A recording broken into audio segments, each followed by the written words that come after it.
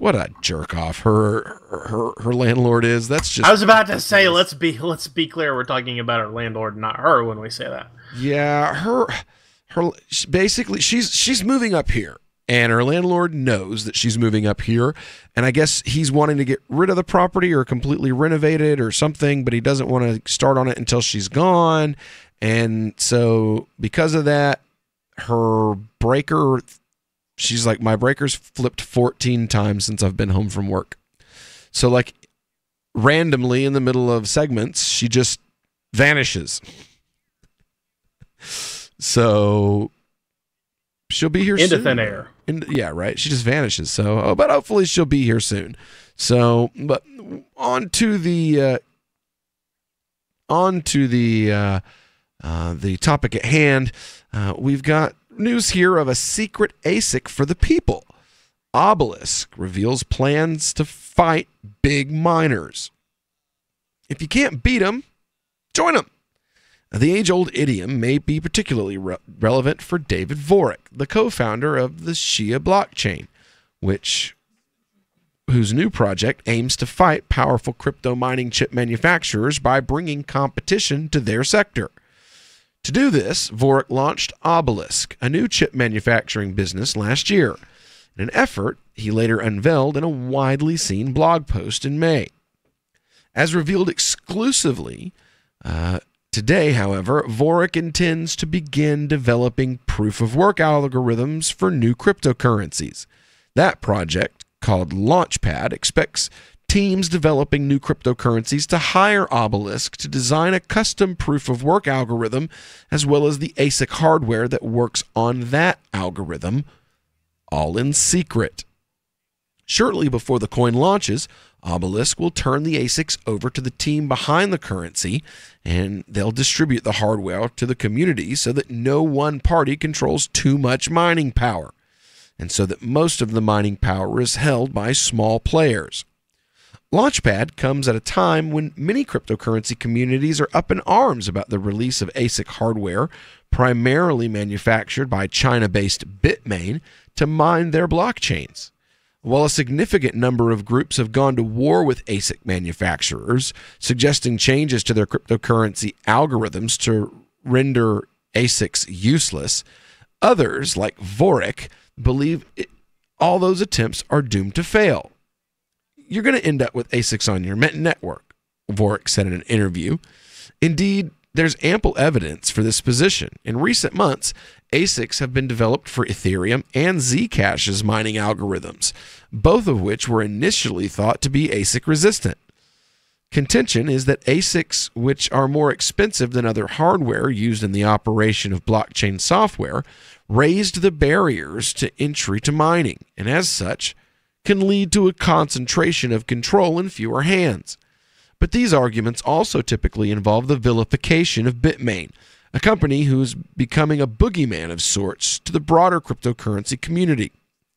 Speaking to that, Tarek Lewis, a tenured cryptocurrency developer and entrepreneur, and the leader of a project codenamed Lyra Protocols, which plans on using Obelisk's Launchpad effort, told CoinDesk, "We've been losing the thread of focus on decentralization. When Obelisk is the first to market, our community is first to market, and that's what's important to us."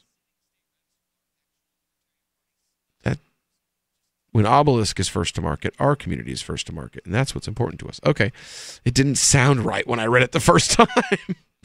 According to Lewis, Launchpad will have a positive influence on many cryptocurrency communities.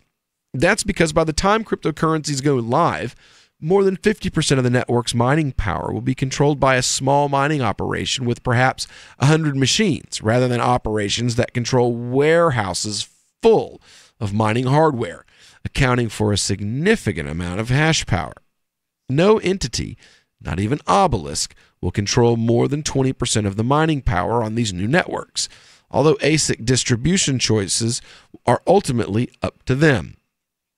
That said, there's a kind of trade-off in that cryptocurrency teams will have to put a considerable amount of trust in Obelisk, or rather, two people that work at Obelisk, Vorik himself and the company's lead chip developer.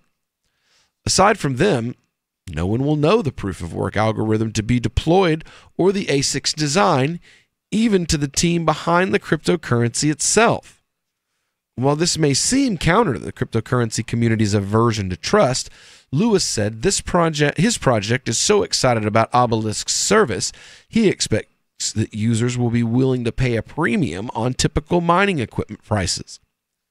People are signaling to us that they're willing to put a premium on 1, getting the chance to be first, and 2, transparency and trust. And according to Vorik, the trust only goes as far as the coin and accompanying algorithms launch. After that, Obelisk will be stubborn about being completely transparent, he said. For one, Obelisk will open source the algorithm and ASIC hardware design once the network goes live.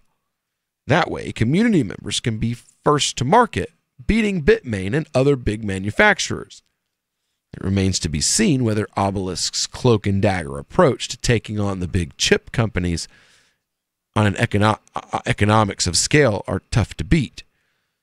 But for now, Lewis remains optimistic, quipping, "It's going to make Bitcoin great again." Oh my God.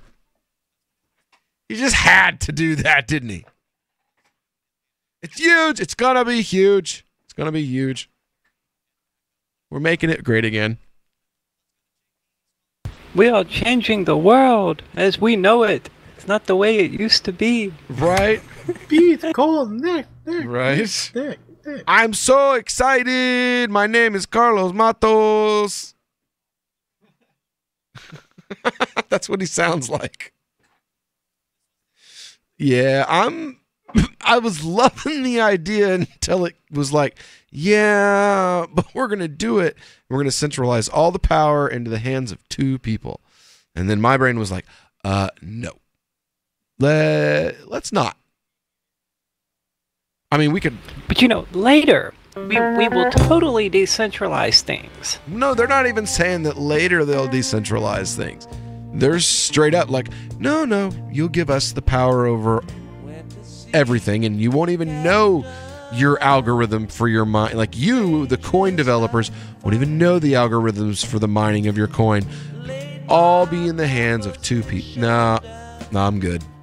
Because what happens when those 2 people become statists or decide they want to become servants of government?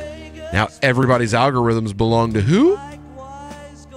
Yeah, I'm good on that. We'll be back. We've all heard about blockchain assets like Dogecoin, Ether, and Ripple. Bitcoin isn't the only player in the blockchain game any longer. And for those of us wondering how to get our hands on these digital assets, finally, there's a solution. Shapeshift.io allows you to buy and sell between your digital assets and Bitcoin instantly between your own digital wallets. I've used it with ease. Shapeshift.io. There's no account or email address needed. You send them the crypto you want to sell. They send back the crypto you want to buy. It's that easy. Shapeshift.io. Since time began, tyrants have taken aim at personal liberties. Now there's a movie that aims back. The government has no more right to tell us what to put in our bodies than they have to take our guns or tell us what books we can read. 6 drug police were eaten by bears while raiding a marijuana farm. On your knees, you dirty hippies! Jesus. On your knees! What's the problem, officer? Today, many cops who enforce pot laws do so only because it provides them with cushy jobs, good benefits, and a chance to push people around. I was an undercover narcotics officer. The drug war is nothing but a farce. The Second Amendment says you gotta keep you and your gat intact. Guns and weed.